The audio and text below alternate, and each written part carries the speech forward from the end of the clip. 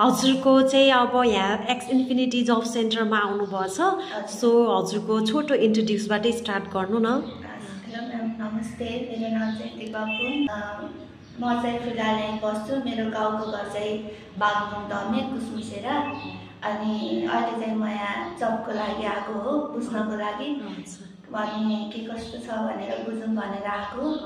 अनि त्यही हजुर पहिला पनि अफिसमा आउनुभएको थियो है भिजिट गर्न? स्ट्रगल केमा कसरी गर्नुभयो त्यो मलाई एकचोटि यसो भनिदिनु न। थ्याङ्क यू चाहिँ सोध्नुभयो हजुरले। स्टार्टिङमै मैले होटेलमै जब गरेँ। अब जब गर्दाखेरि स्टार्टिङ फेसमा त्यस्तै हुन्छ।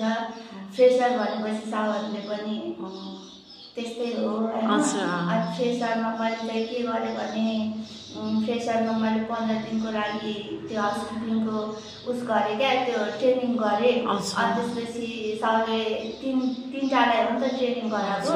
अनि त्यसपछि तिनवटामा म चाहिँ सिलेक्ट भएको क्या 15 दिनको ट्रेनिङमा। अनि त्यति गर्दा गर्दा अब त्यो हाउसकिपिङ सिक्दाखेरि यति गाह्रो हुन्थ्यो कि पहिला सुरुमा ओपनिङै भएको थिएन हामी जाँदाखेरि त। अनि ओपनिङ नगर्दै गर्थेँ नि त म त।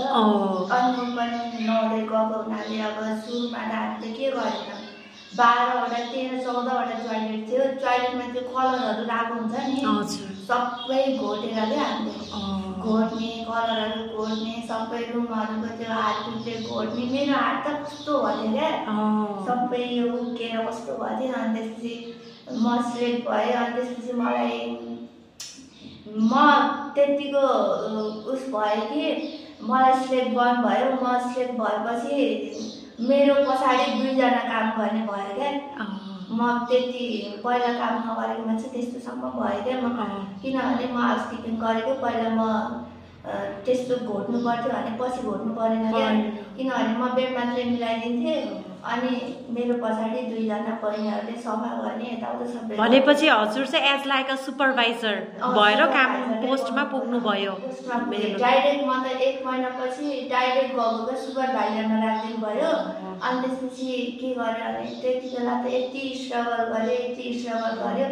सुरुमा बल्ल मलाई फ्रेसर भनेर बल्ल 8000मा स्टार्ट गरेको हो कि मैले काम।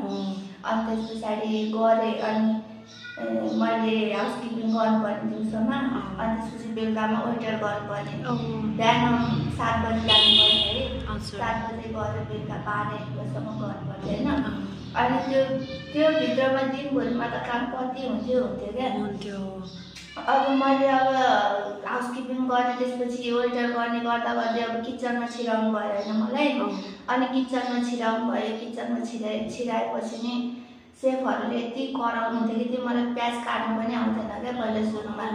प्याज काट्न नजान्ने भनेर कति रफ शब्द बोल्नुहुन्थ्यो क्या सेफहरूले।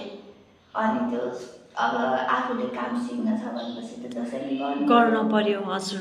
अनि त्यस पछाडि म बिस्तारै कटिङ पनि सिकेँ है। अनि त्यसपछि फेरि स्टार्ट भयो मोमोको किमा कसरी बनाउने, किमा बनाउन सिकाउनु भयो। त्यति सिकाउँदाखेरि कस्तोसम्म कराउनुहुन्थ्यो क्या हामीलाई। पहिला प्याचअप गर्नु पर्यो किमा बनाउनको लागि, कटिङ सबै आउनु पर्यो नि त। मलाई त केही आउँथेन, कस्तो गर्नुहुन्थ्यो। अनि त्यसपछि बिस्तारै मैले सिक्दै गएँ होइन। 5-6 महिनामा त मलाई टोटल सबै आउँथ्यो क्या। मोमो बनाउनुदेखि लिएर चाउमिन, पिज्जा, बर्गर सबै आउँथ्यो क्या। अनि त्यस पछाडि हामीले अब पहिला काम गर्ने बेलामा डेकोरेसन हामीले गर्नुपर्ने, वेटर पनि हामीले गर्नुपर्ने। अनि त्यसपछि अब किचनमा हेल्पर पनि हामीले गर्नुपर्ने है। अनि सबै काम गर्दाखेरि अब हामी कति रातभरि नसुतेर 2 घन्टा सुतेर काम गरिदिन्थ्यो कि हामीले। त्यही त है। अनि अहिले चाहिँ कस्तो लाग्छ भने मैले त्यो कराउनुहुन्थ्यो, म गर्दिनँ भनेर छोड्न पनि त सक्थेँ नि त।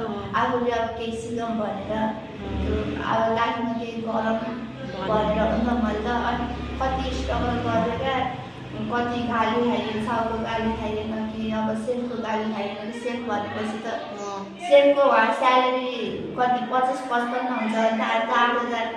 सेफले त हामीले कहाँ गर्छ त नि होइन।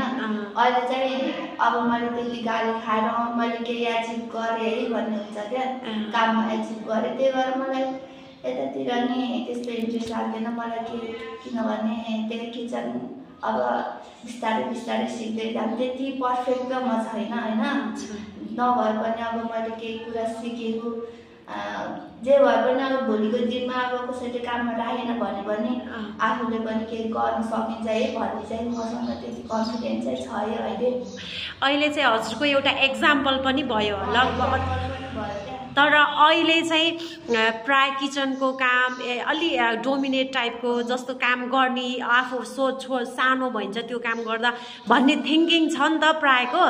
सो हजुरलाई चाहिँ कस्तो लाग्छ, अथवा यो भिडियो मार्फत हजुरले अरूलाई चाहिँ के भन्न चाहनुहुन्छ? म चाहिँ के भन्छु भने अब आफूलाई अब त्यो नपरेसम्म त आफूले केही काम गरेन नि त, आफूलाई त्यो पढ्नु पनि पर्दो रहेछ होइन। मान्छेलाई केही नपरेसम्म केही काम गर्नु पनि हुँदैन। अब जो फेरि मान्छेको उमेर अनुसार पनि हुँदो रहेछ है।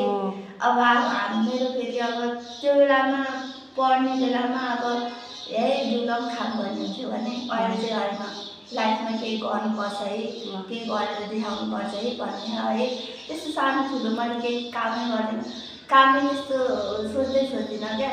अब मैले सानो ठुलो काम त्यस्तो गर्थेँ भन्दा होइन, त्यस्तो सानो यो ठुलो काम गर्थेँ, यस्तो गरेँ यस्तो हुन्छ भन्थ्यो। मैले किन त्यो अस्ति गर्थेँ होला होइन, किनभने मैले त अलिअलि +2 त क्लियर गरेको छु नि त।